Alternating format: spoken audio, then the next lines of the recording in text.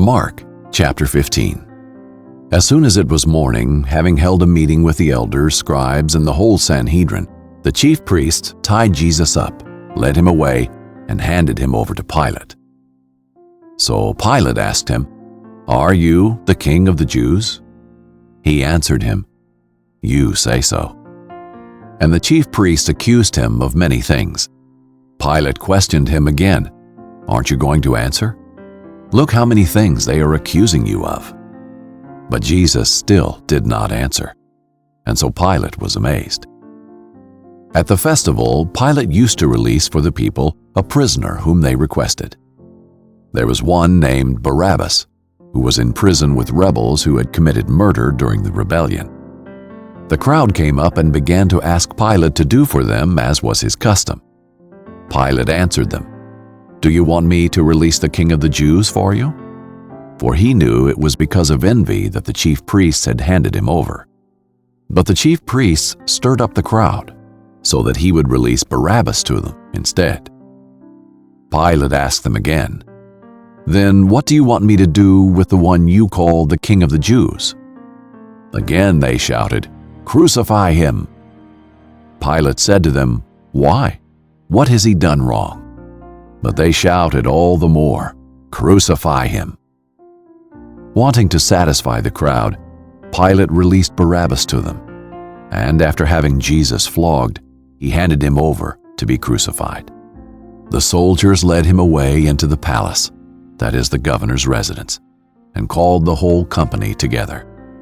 They dressed him in a purple robe, twisted together a crown of thorns, and put it on him. And they began to salute him, "Hail, King of the Jews!" They were hitting him on the head with a stick and spitting on him. Getting down on their knees, they were paying him homage. After they had mocked him, they stripped him of the purple robe and put his clothes on him. They led him out to crucify him. They forced a man coming in from the country who was passing by to carry Jesus' cross. He was Simon of Cyrene, the father of Alexander and Rufus. They brought Jesus to the place called Golgotha, which means place of the skull. They tried to give him wine mixed with myrrh, but he did not take it. Then they crucified him and divided his clothes, casting lots for them to decide what each would get. Now it was 9 in the morning when they crucified him. The inscription of the charge written against him was, "The King of the Jews." They crucified 2 criminals with him, one on his right and one on his left. Those who passed by were yelling insults at him, shaking their heads and saying, "Ha, the one who would destroy the temple and rebuild it in 3 days. Save yourself by coming down from the cross." In the same way, the chief priests with the scribes were mocking him among themselves and saying, "He saved others, but he cannot save himself.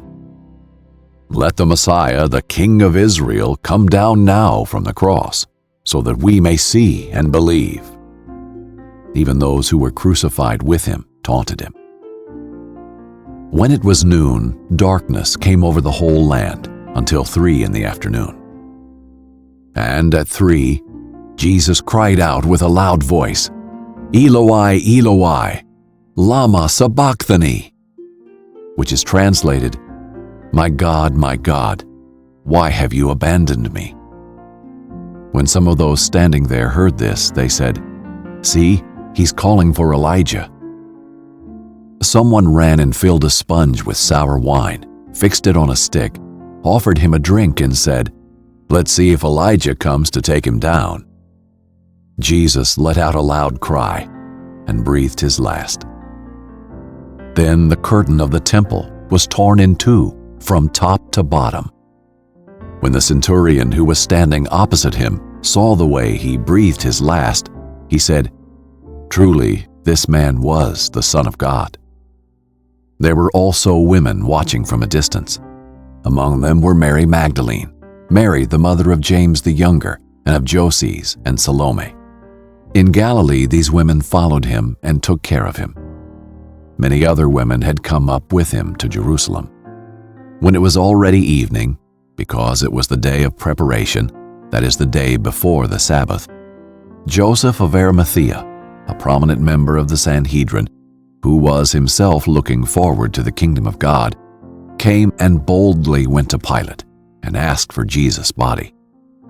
Pilate was surprised that he was already dead. Summoning the centurion, he asked him whether he had already died. When he found out from the centurion, he gave the corpse to Joseph.